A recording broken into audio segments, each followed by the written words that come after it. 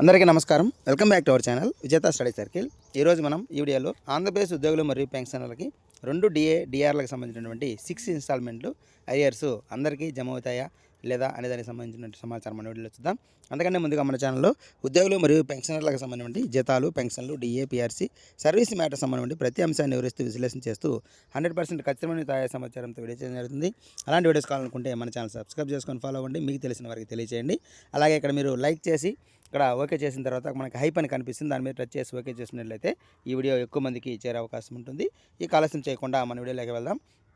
మనకి 2 డిఏలకు సంబంధించి 1/7/2018 డిఏ, అలాగే 1/1/2019 జనవరికి సంబంధించినటువంటి డిఏ మనకి ఈ 2 డిఏలకు సంబంధించి 6 ఇన్స్టాల్మెంట్స్ పెట్టడానికి మనకి బిల్స్ అయితే అప్పుడు పెట్టడం జరిగింది.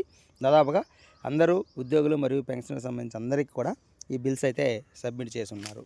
అయితే అందులో కొన్ని ఆ సంవత్సరం మారిన తర్వాత, ఆర్థిక సంవత్సరం మారిన తర్వాత సంవత్సరంలో కూడా అవి జమ కాలేదు కాబట్టి ఆ బిల్ నెంబర్లు అది అప్డేట్ చేయాల్సి వచ్చింది. అప్డేట్ చేసే సమయంలో కొన్ని బిల్లు టెక్నికల్గా క్యాన్సిల్ చేశారు. అవి మళ్ళీ సబ్మిట్ చేయడానికి ఆప్షన్ అయితే రాలేదు. అందువల్ల ఏం జరిగిందంటే డిఏ బకాయిల చెల్లింపులు అసమానత వచ్చింది.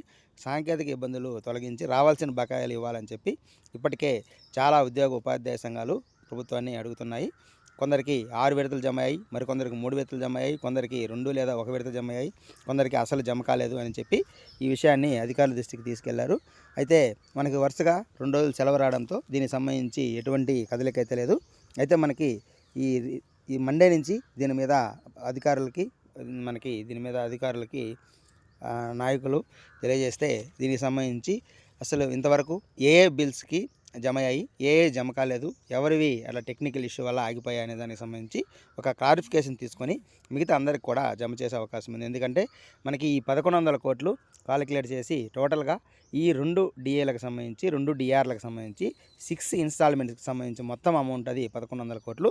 ప్రభుత్వం ఈ 1100 కోట్లు రిలీజ్ చేసింది కాబట్టి ఖచ్చితంగా ఈ 6 ఇన్స్టాల్మెంట్లు అందరికీ జమ అవుతాయి. అయితే ఈ టెక్నికల్ ఇష్యూ వల్ల ఆగిన వాటి మాత్రం కొద్దిగా టైం తీసుకొని ఈ నెల చివరికైనా సరే ఖచ్చితంగా అందరికీ ఈ 6 విడతలు, ఈ 6 ఇన్స్టాల్మెంట్లకు సంబంధించినటువంటి డిఆర్ఎస్ మొత్తం అంటే ఈ 2 డిఏలకు సంబంధించి పూర్తిగా అందరికీ జమ కావడం జరుగుతుంది. ఎవరు ఆందోళన చెందాల్సిన అవసరం లేదు. ఇప్పటికే చాలా రోజులు వేచి చూసాం కాబట్టి మనం ఈ 1 నెల 2 నెలలు చూసినట్లయితే దీనికి సంబంధించిన అమౌంట్లు అందరికీ కూడా ఈ 1100 కోట్లతోనే ఉద్యోగులందరికీ, పెన్షన్లందరికీ జమ అయ్యే అవకాశం ఉంది. అయితే కొంతమంది ఫ్యామిలీ పెన్షన్స్ అంటున్నారు. ఎవరైతే చనిపోకముందు వాళ్ళకి బిల్లు పెట్టుంటారో వారికి ఆ అకౌంట్లో పడడం జరుగుతుంది. దానికి సంబంధించి క్లారిటీగా పెన్షనర్లకి, ఫ్యామిలీ పెన్షనర్కి ఈ మధ్య రిటైర్ అవ్వడానికి ఎలా ఉంటుంది అనేది తర్వాత వీడియోలో తెలియజేయడం జరుగుతుంది.